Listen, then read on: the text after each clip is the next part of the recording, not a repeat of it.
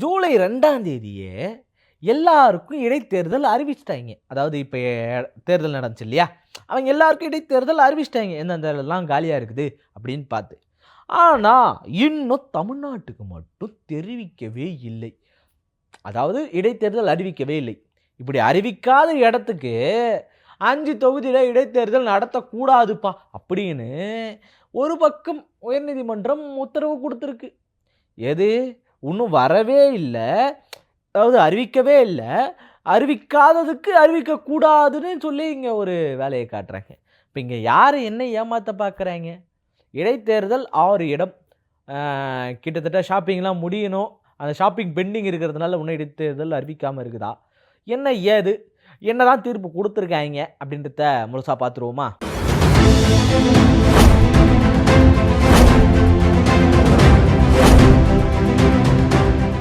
வணக்கம் அன்பு தமிழ் சொந்தங்களே. அதாவது நம்ம அண்ணன் விஜய் அண்ணன் ஆட்சி அமைஞ்சதுக்கப்புறம் இந்த 2026 தேர்தல் களமே வந்து சும்மா அனல் பறக்குது. உட்காந்து வீட்ல உட்காந்து சீரியல் பார்த்தவைங்க, வீட்ல உட்காந்து குக் வித் கோமாளி, ஐபிஎல் இதெல்லாம் பார்த்தவங்க எல்லாரும் அப்படியே மாறிட்டாய்ங்க. எல்லாம் அப்படியே மாறி இப்போ உட்காந்து சட்டசபை பார்த்துக்கிட்டு இருக்காங்க. அந்த லெவலுக்கான ஒரு மாற்றத்த குடுத்த அண்ணன், இப்ப என்ன பண்றாரு தெரியுமா? இப்போ இடைத்தேர்தல் வரப்போகுது. இந்த இடைத்தேர்தலுக்காக ஒரு இடம் போய் பார்த்துட்டு வந்திருக்காரு. அதெல்லாம் நமக்கு தெரிஞ்சது தான். இந்த இடைத்தேர்தல் இன்னும் அறிவிக்காம இருக்காங்கல்ல, அதனுடைய பின் நோக்கம் என்ன? இன்னும் 4 பேர் தேவைப்படுதுல்ல. ஏன்னா, இப்ப 6 இடம், 7 இடம் காலியா இருக்குது. இப்போ எப்படி பார்த்தாலும் 107, 107ல இன்னொரு 7னாலும் 14. அவைங்க ஒரு 5 வந்தா கரெக்ட்டா வருதே, எப்படி மிஸ் ஆகுது அப்படின்னு யோசிச்சா கூட, இல்ல இன்னொரு 4 வந்தா தான் அது சரியா இருக்கும். 5 இருக்குதேப்பா, இல்ல இல்ல இன்னொரு 4 வந்தா சரியா இருக்கும். ஏன்னா, ஆல்ரெடி அங்கருந்து மாறி வந்தவைங்க. ஏன்னு பார்த்துக்குங்க, இப்ப இதுக்கு முன்னாடி வரைக்கும் 107 சீட்டு வச்சிருக்காய்ங்க. இப்போ ஒரு 7 சீட்டு காலியாவுது. இடைத்தேர்தல் வந்தாலே ஆளுங்கட்சி மட்டும் தான் கொடி நாட்டும் அப்படின்றதுல எந்த ஒரு மாற்று கருத்தும் கிடையாது. அதுல ஏதாச்சும் மாறா நடக்குதா? அதுவும் உடனே நடக்கக்கூடிய தேர்தல் முடிஞ்சு உடனே நடக்கக்கூடிய இடைத்தேர்தல். மக்கள் எல்லாருக்கும் தெரிஞ்சிருக்கும். இவங்க கட்டமைக்கக்கூடிய அந்த பொய் தகவல்கள் எல்லாமே எல்லாருக்கும் போய் சேர்ந்திருக்கும். ஆல்ரெடி திருச்சி கிழக்குல ஒரு பக்கம் நம்ம பிரச்சாரத்த முடிச்சுட்டாரு. இன்னொரு பக்கம் கரூர்ல இன்னைக்கு பிரச்சாரத்த முடிச்சிருக்காரு. கரூர்ல போயும் பிரச்சாரத்த முடிச்சாச்சு. இப்படி பிரச்சாரங்கள பண்ணிக்கிட்டே வராரு. அடுத்து போவாரு. அடுத்து விஜய் போகக்கூடிய இடம் அம்பாசமுத்திரமாக இருக்கலாம். ஏன்னா பொது வேட்பாளரா ஒருத்தர் நிற்க போறதா பெரிய தகவல் ஒண்ணு கிளம்பிட்டு இருக்கு. அதுக்கு அடுத்து போவாரு. மதுராந்தகம் போவாரு. அதுக்கு அடுத்து போவாரு. தாராபுரம் போவாரு. இப்படி எல்லா இடத்துக்கும் போவார். எங்கெல்லாம் காலியா இருக்குதோ, அங்கெல்லாம் போவார். அம்பாசமுத்திரம் போவாரு, இங்க போவாரு, எல்லா இடத்துக்கும் போயிட்டு, இவரு அந்த பிரச்சார வேலைகள பார்ப்பாரு. மத்தபடி வேற எதுக்கும் பார்க்க மாட்டாரு. பிரஸ்ஸை இன்னைக்கு உள்ள கூட விடல. இதே நேரங்கள்ல இன்னொரு பக்கம் ஒரு தகவல் வருது. என்ன அப்படின்னு பார்த்தீங்கன்னா, இடைத்தேர்தல் அறிவிக்கக்கூடாது ஜூலை 31ஆம் தேதி வரைக்கும். இப்ப நமக்கு கிளியர் ஆயிடுச்சு. மீதி இருக்கிற 4 பேர் எப்போ வரப்போறாங்கன்னா, இந்த ஜூலை 31ஆம் தேதிக்குள்ள வந்துருவாங்க. அதுக்கப்புறம் என்ன, இத நம்ம பார்த்துக்கலாம் அப்படின்ட்டு. இன்னொரு பக்கம் அவங்க என்ன சொல்லியிருக்காங்க, அந்த கோர்ட் தீர்ப்புல என்ன சொல்லியிருக்காங்க அப்படின்னு பார்த்தீங்கன்னா, இந்த வழக்கு எதுக்காகன்னா, ஒரு பொதுநல வழக்கு தொடரப்பட்டதுங்க. எதுக்காக? இந்த இடைத்தேர்தல் வந்திருக்கு. ஏகப்பட்ட பேரு கட்சி மாறிட்டே இருக்காங்க. அதுவும் ராஜினாமா பண்றாங்க. விரல்ல வச்ச மை கூட காயக்கூடாத அந்த நேரங்கள்ல இப்படி மாறிக்கிட்டு இருக்காங்க. இப்படியான சூழல் என்னைக்கும் சரியில்ல. இத வச்சு நம்ம பார்க்கும்போது குதிரை பேரம் நடந்திருக்கு போல. இடைத்தேர்தல் அறிவிக்கக்கூடாது. இடைத்தேர்தலுக்கான தேவைகள் என்ன அப்படின்றத முதல்ல பாருங்க அப்படின்னு சொல்லிட்டு, ஒரு பொதுநல வழக்கு. அந்த பொதுநல வழக்குல விசாரணைக்கு வந்திருக்கு. அந்த விசாரணையில இன்னைக்கு என்ன சொல்லியிருக்காங்க, என்ன பேசியிருக்காங்க அப்படின்னு சொல்லி பார்த்தீங்கன்னா, கிட்டத்தட்ட 5 தொகுதிகள் மட்டும் கிடையாது. அ இடைத்தேர்தல் வைக்கக்கூடாது. மத்த 2 தொகுதிகள் வைக்கலாம் அப்படின்னு சொல்லிட்டாய்ங்க. மத்த 2 தொகுதியில் எதுனா, ஒண்ணு மதுராந்தகம், இன்னொரு பக்கம் டேக்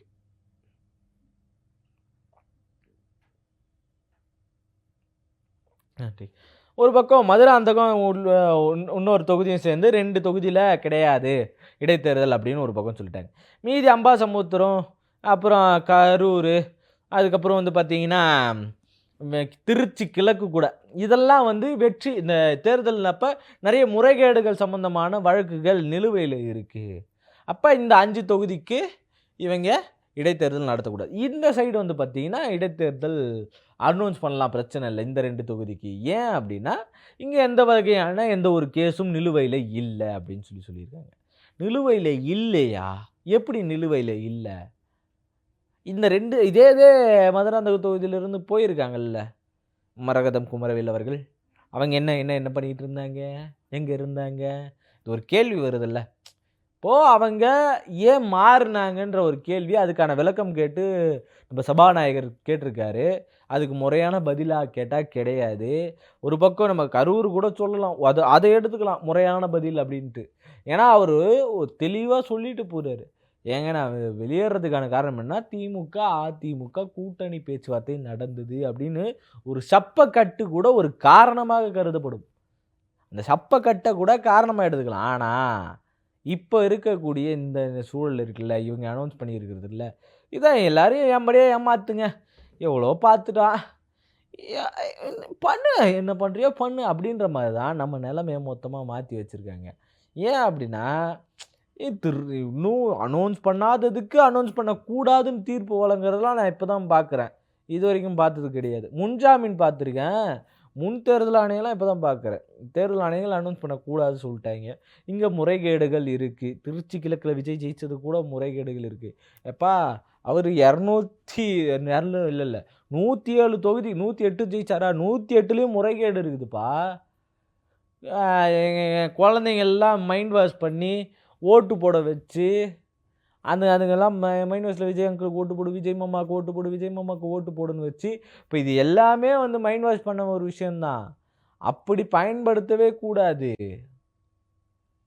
என்ன என்ன என்ன முறையில அது ஓட்டு போடுறீங்கப்பா? நான் இது இவ்ளோ அடம் பிடிக்குதே, இந்த பொம்மை வாங்கி குடுக்கலாம் தரையில புரண்டு அழுவுற மாரி நாள பின்ன ஏதாச்சும் உட்காந்து "நீ தான் ஓட்டு போடல" அப்படின்னு சொல்லி எதனாச்சும் அழுவுமோ? நம்ம இடத்துல தோத்துட்டா அப்படின்னு ஒரு ஒரு பெரிய பயம் இருக்குமோ? அதனால குழந்தைங்க போய் ஓட்டு போட்டுருப்பாங்க. மென்டல் ரீதியான ஒரு பிரஷர் இருந்திருக்கும். ஏன்னா எல்லாருமே ஒரு தேர்தல் ரிசல்ட்டுக்கு முன்னாடி எல்லாருமே ஒரு பக்கம் என்ன பேசியிருந்தாங்க, நம்ம உட்பட என்ன பேசியிருந்தோம் அப்படின்னு பார்த்தீங்கன்னா, முழுக்க இவங்க வந்து தோத்துட்டாங்கன்னா குழந்தைகளுடைய மனப்பக்குவத்த பார்த்துக்கணும். வெற்றி தோல்வி வீரனுக்கு சகஜம். அப்ப தேர்தல் களங்கன்றது வெற்றி தோல்வி எல்லாத்தையும் பார்க்கக்கூடியது தான் அப்படின்றதுல சொல்றாங்க. அதுக்கேத்த மாரியே இப்ப திமுக நடந்துக்குது. வெற்றி தோல்வி எல்லாம் நமக்கு சகஜமான ஒண்ணு. அவைங்க நார்மலா நடக்க ஆரம்பிச்சுட்டாய்ங்க. அவங்களுடைய வேலைய பார்க்க ஆரம்பிச்சுட்டாய்ங்க. இவங்களுக்கு மைனாரிட்டியா போச்சு. மைனாரிட்டியா போனதுனால ஷாப்பிங்ல ஒரு பக்கம் பிஸியா இருக்காய்ங்க. இன்னொரு பக்கம் என்னன்னா, அவங்க ஜெயிச்சது அதிர்ச்சியில இருக்காய்ங்க. எப்புட்றா இவ்ளோ ஜெயிச்சோம் அப்டின்ட்டு. அதுலருந்து வெளிய வரல. அதனால தான் கரூர்ல போயிட்டு கூட என்ன பண்றாருன்னா, திமுக மேல இன்னமும் குறை சொல்லிட்டு இருக்காரு. என்ன பேசணுமோ அத பேசல. நம்ம அத விட்டுருவோம். இந்த டாபிக் வருவோம். ஆக இத்தன தொகுதிகள்ல 5 தொகுதிகள்ல நடத்தக்கூடாது அப்டின்னா, அப்ப 5ஆம் தேதிக்கு அதாவது ஜூலை 31ஆம் தேதிக்கு மேல நடத்திக்கலாம் அப்டின்னா, அதான் அந்த வேக்கன்ட் 4 பேரு. அந்த வேக்கன்ட்க்கு ஃபில் வந்துருச்சு அப்டின்னா, "எப்பா டைம் ஆகுது, லேட் ஆகுது. மத்த இடத்துல குடுத்தாச்சு. இதுக்கும் டைம் ஆச்சுன்னா எப்டின்னு?" கேட்கும்போது, இந்த வேக்கன்ட்ட ஃபில் பண்றதுக்கான ஒரு டைம நீதிமன்றம் குடுத்துருக்கு. இப்ப இதுக்கேத்த மாதிரியே அவைங்க வந்து என்ன பண்ணுவாய்ங்கன்னா, மாத்தி நடப்பாய்ங்களோ அப்டின்ற மாரியான ஒரு சூழல் தானே இங்க பார்க்கப்படுது. இவங்க வைக்கக்கூடிய கருத்துக்கள், இவங்க பேசக்கூடிய செயல்பாடுகள், நீதிமன்றத்துடைய செயல்பாடுகள், இது எல்லாமே ஒரு அச்சத்தை ஏற்படுத்தக்கூடிய ஒரு செயலா தான் இருக்கு. இப்படியே போச்சு அப்படின்னா, விஜய் அண்ணன் சொல்லியிருந்தாரு. அடுத்த 50 வருஷத்துக்கு நம்ம தான் அப்படின்ற மாரி. எஸ். அடுத்து எல்லா வருஷத்துக்கும் நீங்க தான். யாரும் உங்களுக்கு குறை சொல்லல. அந்த உங்க கடைசி வருஷம் இருக்குல்ல, நீங்க இறக்க போறீங்களோ, இல்ல உங்க ஆட்சி மாறப்போகுது அப்படின்னு சொல்லக்கூடிய அந்த கடைசி வருஷம் இருக்குல்ல, அந்த கடைசி நாள் இருக்குல்ல, அதுவரைக்கும் நீங்க திமுகவ குத்தம் சொல்லிக்கிட்டே இருப்பீங்க. இது எழுதி வச்சுக்கங்க. இதான் உண்மை. ஏன்னா அவருக்கு வேற தெரியாது. வேற யாரையும் குத்தம் சொல்ல தெரியாது. வேற நன்மைகள் செய்ய தெரியாது. ஸ்டாலின் அவர்கள் பக்காவா ஒரு விஷயம் பண்ணாரு. வர்றதுக்கு முன்னாடி எல்லாரையும் குத்தம் சொல்லிட்டு இருந்தாரு. வந்ததுக்கு அப்புறம் தான் செஞ்சத சொன்னாரு. இதுக்கு தான் செஞ்சத சொல்லிக்கிட்டு இருக்கும்போதே, யார் பேசுனாங்களோ அதுக்கு பதிலடி குடுத்தாரு. அதுலயும் குறிப்பா விஜய் அவர்கள் பேசுனதுக்கு அவருக்கு பதிலடி கொடுக்கவே இல்ல. தேர்தல் முடியிற வரைக்கும். தேர்தல் முடிவுக்கு அப்புறம் தேர்தல் முடிவுகள் தெரிஞ்சதுக்கப்புறம், இவங்க கால்குலேஷன் தெரிஞ்சு போச்சு. ஆஹா! நம்ம தப்பா கணக்கு போட்டோமே! சின்ன பையன் நெனச்சோமே ஜெயிச்சிட்டான்னு. அதுக்கேத்த மாரி விஜய் சொன்னா மாரி அவரு ஜெயிச்சிட்டாரு தான். மக்கள் முட்டாளா? மக்கள் முட்டாளா? அப்படின்ற கேள்விகள் எல்லாருக்குள்ளயும் வரும். மக்கள் முட்டாளா? அப்படின்னு கேட்டா, எஸ் முட்டாள் தான். நம்ம எல்லாருமே முட்டாள் தான். இத்தன இத்தன வருஷமா எப்படி இருந்தோமோ, அதே மாரி தான் இப்பவும் இருக்கும். இத்தன வருஷமா யார தேர்ந்தெடுக்கணுமோ அவங்க எல்லாரையும் தேர்ந்தெடுக்காம, யாரை வந்து விட்டுட்டோமோ, அப்படியே தான் இப்பயும் நம்ம செஞ்சிருக்கோம். அதுதான் நிதர்சனமான உண்மை. மாற்றம் எதிர்பார்த்துலாம் இங்க ஒண்ணும் நடக்கல. மாற்றம்னு கத்துனவங்க நெறைய பேர் இருக்காய்ங்க. என்ன கூட்டணி வச்சா தான் ஜெயிக்க முடியும்னு சொல்லி கூட்டணி வச்சவங்களும் இருக்காங்க. தனியா நின்னே நாங்க ஜெயிப்போம்னு சொல்லி தனியா நின்னவங்களும் இருக்காங்க. கவர்ச்சி, கவர்ச்சி, கவர்ச்சி மட்டுமே இங்க இருக்கக்கூடிய நிதர்சனமான உண்மை அப்படின்றது தான் நம்ம இங்க எல்லாருமே பார்த்தது. இத மீறி, இந்த ஓட்டுகள மீறி இன்னைக்கு வந்திருக்க தீர்ப்புகளும் எல்லாமே எப்படி இருக்கு அப்படின்னா, ஒரு தார்பட்சமா இருக்கு அப்படின்றது தான் நம்ம பார்க்குறோம். இடைத்தேர்தல் நடத்தக்கூடாது அப்படின்னு சொல்றதெல்லாம். நல்ல விஷயம் தான். அது எல்லாத்தையும் கண்டுபிடிச்சா அப்புறம் இடைத்தேர்தல் நடத்துவோம் ஓகே. எல்லாத்துலயும் நீங்க பார்க்கணும். வெறும் இதுக்கு முன்னாடி நிலுவையில இருக்கு அப்படின்றதுனால மட்டும் அத வச்சுக்கிட்டு எப்படி பார்ப்பீங்க? இப்ப இதுலயும் பார்க்கணும்ல நீங்க. எப்படி அவங்க ராஜினாமா பண்ணிட்டு போனாங்க? அதுக்கான காரணம் என்ன? இத ஆராயணும்ல. இத உட்கார வச்சு விசாரிக்கணும்ல. இப்ப இத எதையும் செய்யாம, அத விட்டுட்டு தேவையில்லாம இப்போ அந்த 5 தொகுதி மட்டும் அப்படின்னு சொல்லிட்டு பண்ணக்கூடிய வேலைகள். இதெல்லாம் மன வருத்தமும், மன சோகங்களும், அரசியல் எதிர்காலத்தை குறித்துன கேள்விகளையும் எல்லார் மத்தியிலும் எழுப்பிட்டு இருக்கு. ஒரு பெரிய வருத்தத்தோட இந்த வீடியோ போடுறேன். நன்றி, வணக்கம். உங்களுக்கு என்ன தோணுதோ சொல்லிட்டு போயிடுங்க.